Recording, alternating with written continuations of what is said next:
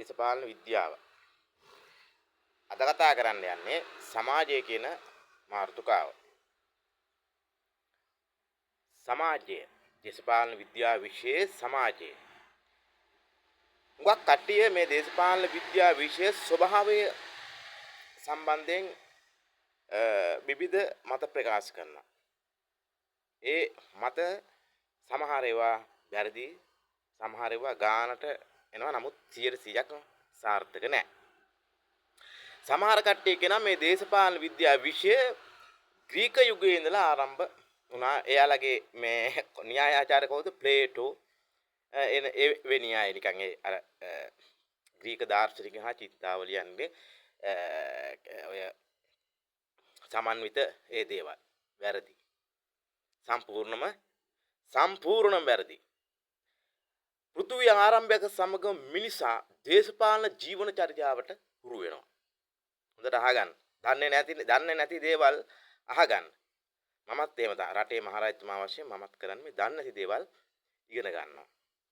දේශපාලන විද්‍යාව විෂය මේ ආසියාවේ ශ්‍රී ලංකාව කියන රාජකීය උද්‍යානයේ ඉඳලා තමයි මේ කතා කරන්නේ. ග්‍රීසියේ ඉඳලා නෙමෙයි.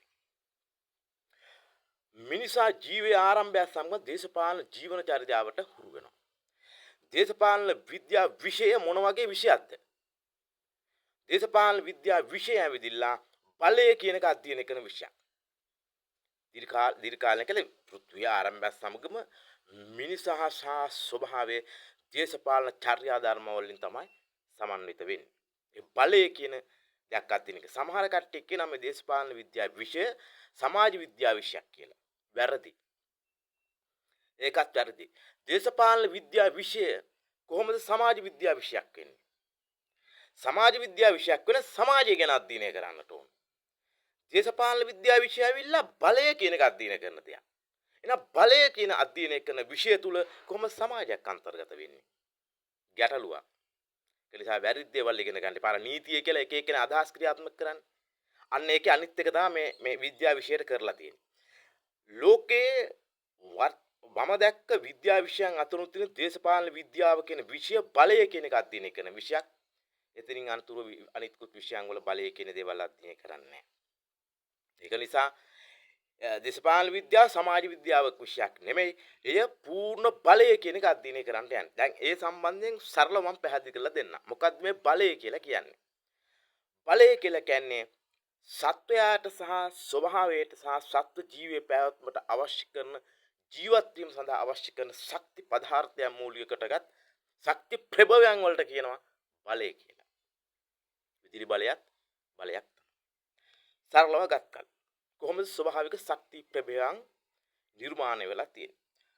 හස්තියා කියන දවන්ත රාජයා එහෙම නැත්නම් දවන්ත සතා සිව්පාවා ආට ලොකු බලයක් තියෙන බව අපි දන්නවා. දැකලා තියෙනවා. අපි සත්ව ලෝකේ දකින ලොකුම සත්‍යය අස්තියානේ. ඇත. එතකොට කූඹියා කියන කෙනා එයත් ජීවියෙක්. එතකොට මේ දෙන්න අතර විලසක් තියෙනවද? බලයේ ශක්තිය වැඩි කාටද? කූඹියාටද? ඇතාටද? හැබැයි කූඹියා බුද්ධිය පාවිච්චි කරොත් ඊට වඩා ඇතාට වඩා බලයක් කූඹියාට ගොඩනගා ගන්න පුළුවන්. ඒ බුද්ධි මේ පැත්තෙන්. නමුත් ස්වභාවයෙන් එයාගේ බුද්ධිය සීමා කරලා තියෙනවා. ඇතාටත් වඩා බලයක් තියෙන කෙනෙක් ඉන්නවා. ඒ කවුද? කේසර් සිංහා. කවුද මේ කේසර් සිංහා කියලා කියන්නේ? සිංහයෝ ඉන්නවා. ඔය සිංහය අතුර ඉන්න චූටි සිංහෙක්. බලු පැටියෙක් වගේ. ඒ කියන්නේ බලු පැටියනේ හොඳ බල්ලෙක් වගේ. අපේ ලංකාවේ ඉන්න බල්ලෝ ඉන්නේ. අන්න ඒ වගේ. හැබැයි ලංකාවේ ඉන්න බල්ලා වගේනේ සිංහයා. අන්න ඒ තරම් උස ඇති. කේසර් සිංහයා. දවස් 3-4කට පාරක් තමයි එයා ආහාර ගන්න. එතකන් ගන්න. එයාගේ වැඩේ මොකක්ද? කේසර් සිංහයාගේ සුලභම ලක්ෂණය මොකක්ද? නිදිය ගැනීම. එයා නිදි ගන්නවා. කේසර් සිංහයා තව ලක්ෂණයක් තියෙනවා. තනියම වාසය කිරීම. සිංහ රෑල් වලට යන සිංහයෝ ඉන්න හුඟක් ඉන්නවා. නමුත් ඒ රෑන් වලට යන්නේ නැහැ. කේසර් සිංහයා නිතරම තනියම ඉන්නේ. නමුත් මේ හස්තියා බයයි සිංහයාගේ සිංහනාදයට. සිංහයාගේ සිංහනාදයට හස්තියාගේ මේ මොලේට ඒ නාදයේ ශ්‍රවණය ඇහිලා හස්තියා කැරකෙනවලු. සිංහනාදයට. එතකොට ඒ හස්තියට වඩා බලයක් තියෙනවා ඒ කේසර් සිංහයා. සාමාන්‍ය සිංහයන්ගේ රජා වශයෙන් තමයි සලකන්නේ. මනුස්ස ලෝකෙත් එහෙමයි. මනුස්ස ලෝකෙත් වැඩිපුරම බලතල තියෙන කාට? ස්වභාවික බලතල තියෙන මහරජතුමාට. ඕනෑම රටක ඉන්න මහරජතුමාට තමයි බලය තියෙන්නේ. වෙනත් කට්ටිය බලය තියනවා කියලා දැඟලුවාට වැඩක් වෙන්නේ නැහැ. ඒ දැඟලිල්ල බොරු දැඟලිල්ල. නිකන් බොරුව රඟපෑවිලි දැඟලිල්ලක් තියෙනවා. එහෙනම් බලය තියෙන්නේ කාටද? රජතුමාට. රටේ රජතුමා බලය අනිසි ලෙස භාවිතා කරනවද?